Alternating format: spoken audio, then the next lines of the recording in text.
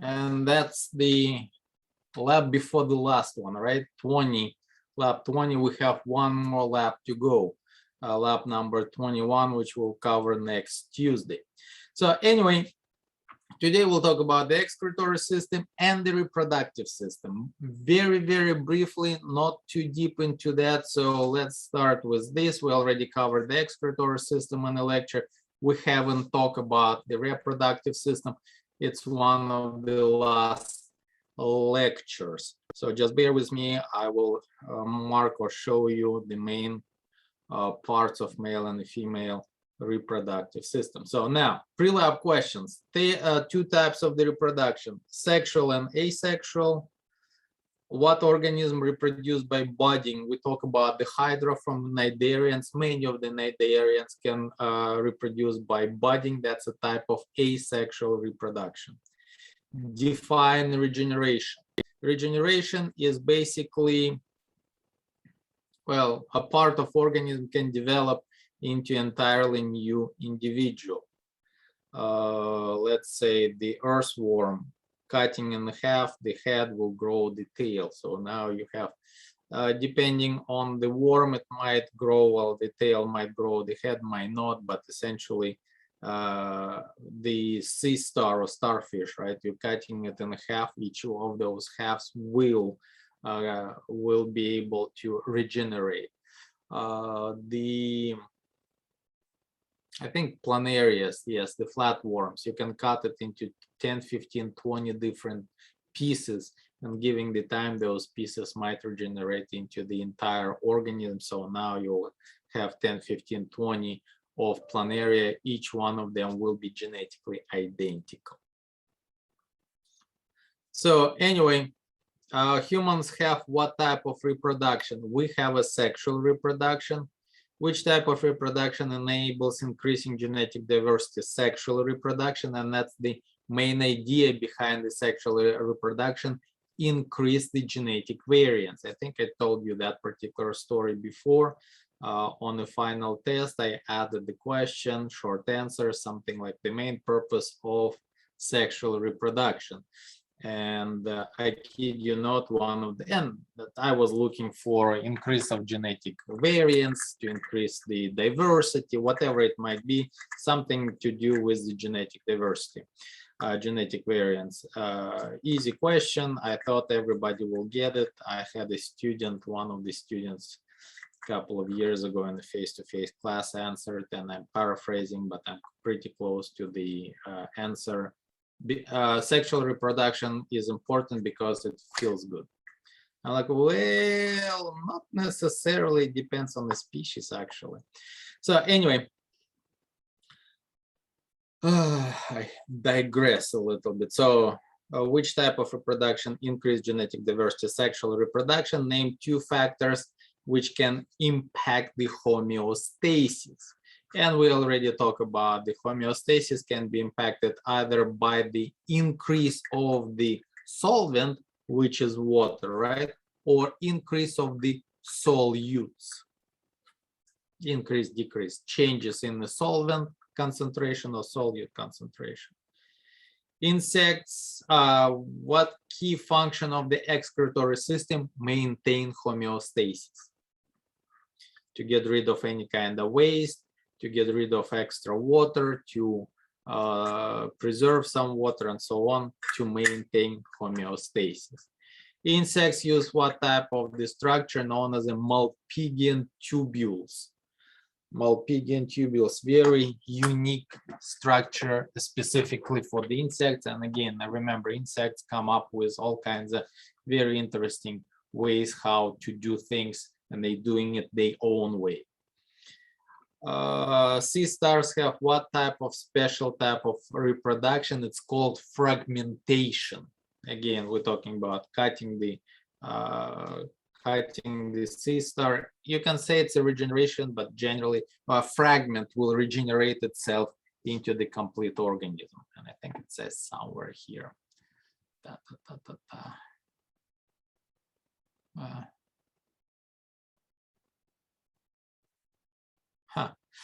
Fragmentation, but if you'll say regeneration, yes, sea star, I'll be okay with it. Fragmentation is actually the correct statement. All right, well, let's take a look on the table 1. You have models of the kidney. Make sure you know each part of the model, like a renal artery, renal vein, and ureter. Renal artery right here on top, reddish color. Renal vein, bottom bluish color. Ureter coming out, the tube coming out from the kidney, and then of course on top of that, that would be the adrenal gland. So now, whenever you're looking at the cross section of the kidney, renal artery, renal vein, ureter, here you're looking at the renal pelvis. This is where the urine collects and then going down into a urinary bladder through the ureter, right? Now, renal medulla, renal cortex. Cortex is the outside, lighter part of the kidney right here. And the darker part, the middle, that would be the medulla. In the medulla, they have also those triangle things, and we'll talk a little bit about those. But again, we're looking right here. So cortex, lighter part, then the medulla, pelvis, renal artery, renal vein, ureter, renal pelvis, of course. Okay. Now, glomerular capsule, Bowman capsule, proximal, convoluted, distal. So this is the picture specifically, and you can see that part is the glomerulus, right? The ball of capillaries surrounded by the glomerular or Bowman capsule. Then we're looking at the proximal convoluted tube, loop of Henle, distal convoluted tube, collecting duct. Same kind of idea right here. Glomerulus, Bowman capsule, proximal, loop of Henle, descending, ascending part of Henle, then convoluted tube, distal because it's far away kind of from the glomerulus, or at least the filtrate traveled a long time, and then the collecting duct. All right, so here we're looking at the glomerulus capsule, proximal, loop of Henle, distal, collecting duct. And here we're looking at the Bowman capsule or glomerular capsule. That's the capsule. The ball of capillaries is the glomerular capillaries, and that's the green one is the beginning of the distal convoluted tube. So again, this is what most likely you will see if it will be on the test. The glomerular capsule, glomerulus, and the tube. Well, that's the proximal tube. All of that right here. Yes, renal pyramids. You see those ones. That's a concentration. We're not going on that level of anatomy. We're not going deeper than that. But make sure you understand whatever you need to label on the go back on those particular pictures. And please, once again, I start seeing some of the students getting the easy way out. Instead of labeling, they're just cutting out that particular picture and putting it in, or that picture and putting it into the lab. I will deduct points for that. Make sure to label. Most of you do an awesome job on labeling, different colors, everything is great. Straight lines instead of just the lines, which is creating the spider web of stuff, which is kind of sometimes it's harder. Well, on that one is very easy, but if you have that and it start moving from each side, that become kind of could be a little bit confusing. Also, whenever you're filling out the lab, I really appreciate if you're using a different colors right here. Quite often you might use the red or blue or green. Try to avoid the light colors, because if you'll do something like that, what is the female organ of copulation? And that would be vagina. Do you really see? I see something written in yellow, but it's kind of hard to see that particular thing. Whatever I had to kind of highlight it, sometimes even change it. So try to avoid the non-contrast colors. But on another hand, if you'll use this something like dark brown, yeah, you can say, yeah, here we go. Or you can use the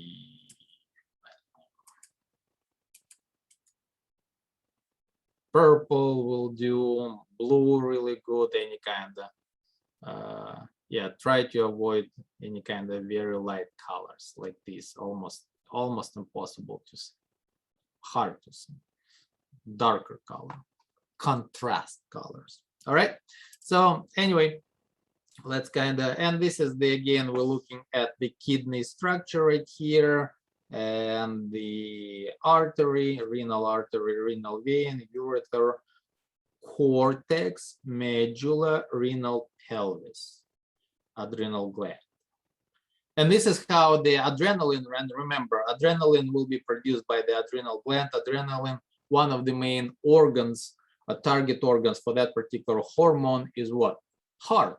It starts pumping faster, right? So adrenaline goes into, whenever it produces, it goes into the renal vein. The renal vein goes into a vena cava and enters the blood, enters the heart right away. So it's a very, very fast way to send the chemical message for the heart to start pumping faster. So some of the issues, normal kidney versus abnormal kidney, and there could be tons of different things, the cancer, the stones, the kidney stones. As far as I heard, the kidney stones are the closest that the male can experience to the pain of birth. And on the right side, on the left side, of course, you see the female part of the reproductive organs. So yes, kidney stones apparently, and they tiny little bitty, but they have to go through the ureter first and then urethra. That's the very, very painful as far as I know. Yeah, here we are looking at the stone passing through the tube. And of course, right now in many cases we have a treatment when the stone would be broken down with the help of ultrasound into a smaller particles, kind of sand particles. So yeah, so all kinds of problems because, well, but once again, remember, we have the kidneys filtrating a lot of liquid. So now a female part, now we need to label ovary, uterus, oviduct, vagina.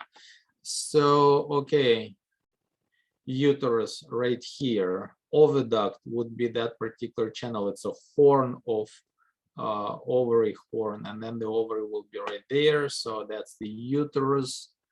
Oviduct already went over that. Yes, ovary, oviduct combines into a uterus, vagina. And then urinary bladder right here.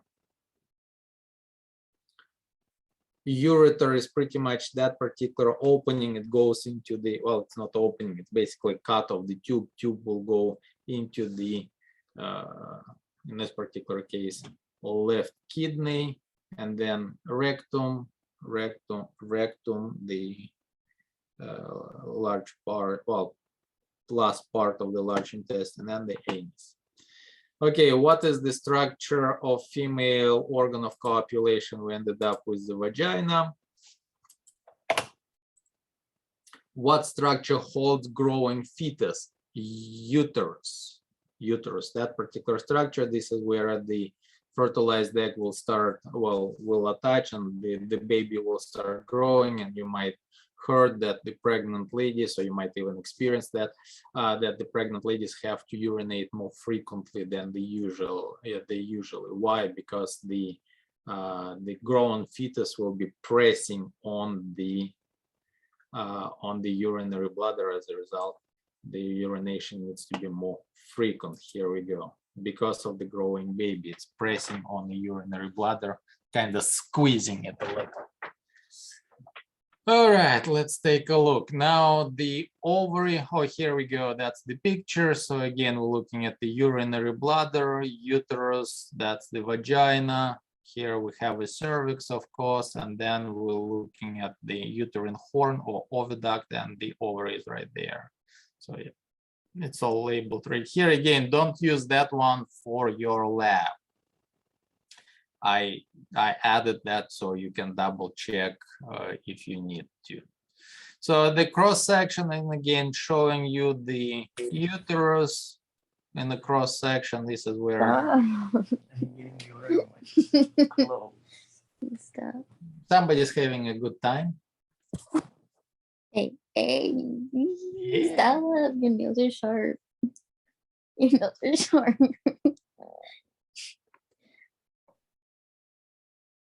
Okay. Oh. Anyway, so in this particular case, this is where the baby will be growing. This is a vagina copulation organ. This is where essentially penis will be inserted and then ejaculated, and the sperm will start traveling through the cervix, where most of the sperm will die pretty much almost right away in the vagina, and then through the cervix into the oviduct, and eventually somewhere here they will meet the sperm, and literally it will be, by that time will be a handful of sperm. They will meet with the egg will be fertilized, and then it will start traveling and then eventually embed itself into the wall of the uterus. All right, so let's see. Now we're looking at the structures, and here we're looking at the structures. This is the ovary with the egg growing. So what we will have? We'll have several major parts. Well, and you can kind of see those ones. Well, yes, you can see them fairly well. You will have the secondary oocyte, primary oocyte, then you will have a follicle which is releasing the egg. So during that particular time, then that particular follicle will collapse, creating something which is known as the yellow body, corpus luteum. So primary follicles, secondary follicles, so primary oocyte, secondary oocyte, Graafian follicle, that would be a Graafian follicle. They're really important, specifically the corpus luteum and then the white body, that one. They are important in production of the hormones, kind of preparing the female body to specifically the lining of the uterus for accepting the fertilized egg.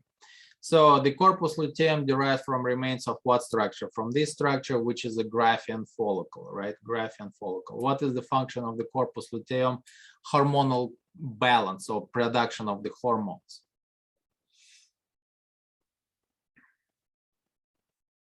Okay, and then over a period of time, it will disintegrate and break it down if the pregnancy didn't happen. All right, I think, so here we're looking at the kind of from the top at the female reproductive system, starting with the vagina, then the cervix.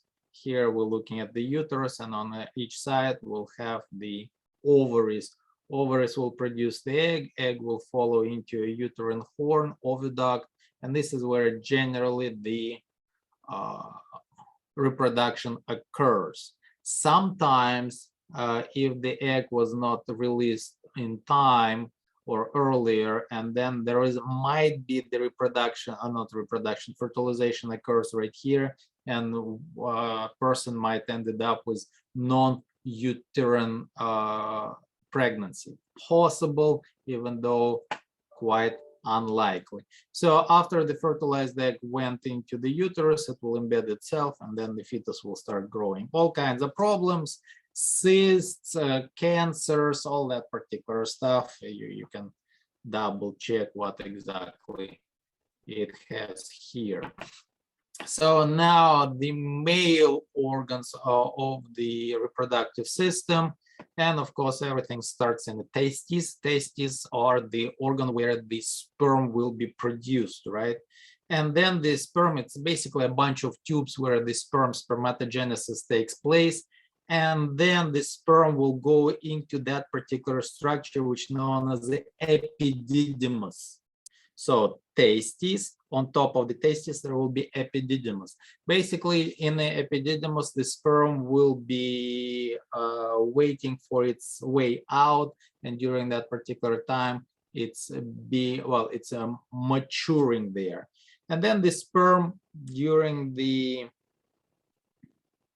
the sperm will go through the tube known as a vas deferens. Vas deferens, it will pass through something which known as a prostate gland, and then from the prostate gland, it will enter urethra. From the urethra into a penis and out in the wild, so to speak. So now you need to mark that particular structure are testes, and again, testes are removed or moved out from the body cavity. Why? Because the optimal temperature for the spermatogenesis is a little bit lower, or should be a little bit lower than the core body temperature. 37 degrees optimal for the core body temperature, about 35 for the spermatogenesis. Higher temperature, less sperm will be produced. So epididymis, that particular structure where we have the concentration and maturation of the sperm waiting for its moment to go through the vas deferens.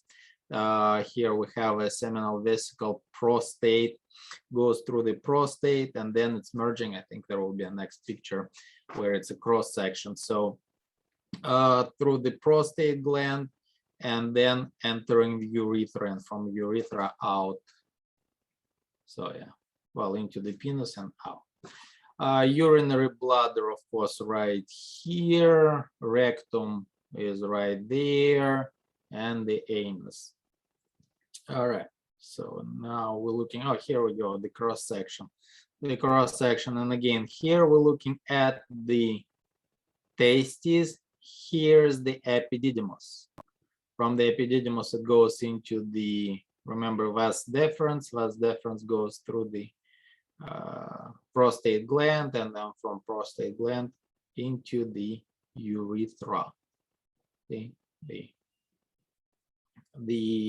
urinary bladder has the urethra going through the penis, and this is the same place where the vas deferens will deliver the sperm. So testes, seminiferous tubules is basically the tubes inside of it. This is where the spermatogenesis takes place. The epididymis, prostate gland, urinary bladder, urethra goes from the urinary bladder through the penis out, rectum, and anus. Done with that. Why do you think men over age of 50 experience the need to frequently urinate? As a part of that, the aging process, the prostate gland might increase in size. Okay, it might increase in size. As soon as it starts making increase in size, it will start pushing on the urinary bladder. As a result, the male have to go and urinate more frequently. Right now, there is a tons of different things can be done to that particular gland in order to reduce its in size. So less frequent urination and so on. But we'll talk a little bit more about that when we'll discuss the reproductive systems during the lecture. So here, once again, we're looking at the testes, epididymis, then the vas deferens, it basically being cut out. Well, this is the last part of the vas deferens, which enters the prostate gland. Sperm goes in and then merges into urethra. So yeah, and yeah, seminiferous tubules, you can see those particular tubules, and everything else is basically labeled for you. So let's take a look on that one. Table 6, C-star, mouse, and Hydra model. Hydra has what type of special reproduction? Hydra has budding. So that would be asexual reproduction. You can see the bud growing in. Genetically, it will be identical to the parent. C-star has what type of the special reproduction? We already talked about either regeneration or fragmentation would work. And here we're looking at the mouse, which is a vertebrate, and those ones are sexual reproduction. Name 2 types of the reproduction. Let me kind of take a look. Yeah, here we go. the budding part, the mouse, and then the starfish or sea star. So name two types of the reproduction, sexual and asexual. Honeybee drones are result from the parthenogenesis. Very interesting way when basically the role of male is no longer needed. Even though it will produce the females. Most of the bees, specifically working bees, the drones, so to speak, they are females. And of course, in the insects, it's mostly based on the hormonal balance, or balance of the hormones. Same thing whenever you're looking at the fire ants, or ants of any kind, most of them working specifically ants are the females. So yeah, so parthenogenesis. What are Protonephridia? This is the first step in the excretory system, which can be, it's basically tubes which can be found in the flatworms. What type of cells align a collecting duct of the kidney? That would be a cuboidal, simple cuboidal epithelium. What structure is the female organ of copulation? That would be a vagina. For the male, that would be a penis. What structure holds the growing fetus? That would be a uterus. Why do the pregnant female often urinate? The growing fetus will start pressing on the urinary bladder. Corpus luteum derived from Graafian follicle, and it's important for the hormonal balance or production of the hormones. What is a male organ of copulation? Penis. Why do you think men over 50 might experience urinate increased prostate gland size-wise? The hydra has what type of special reproduction? Well, that's basically the same thing as we have it right here. It's called budding. A sea star has the fragmentation / regeneration. If you'll answer either or on a test, I will be okay with that. And we pretty much done for today. Main purpose, what did you, again, at least a paragraph. One sentence is not a paragraph. So, and two short sentences like I observed excretory and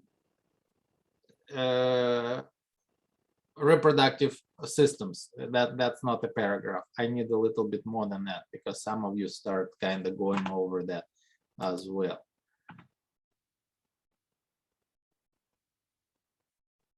Well, technically, the question is asked, what the picture for male reproductive system external view? This is the external view, because here you're looking at the vas deferens, and that would be the internal view. Actually, if you take a look, it says right here, table number 4, male reproductive system external view, and the table number 5, male reproductive system internal view. All right. So yeah, that's pretty much it. If you'll have any questions, any other questions, please let me know. Other than that, we are done for today.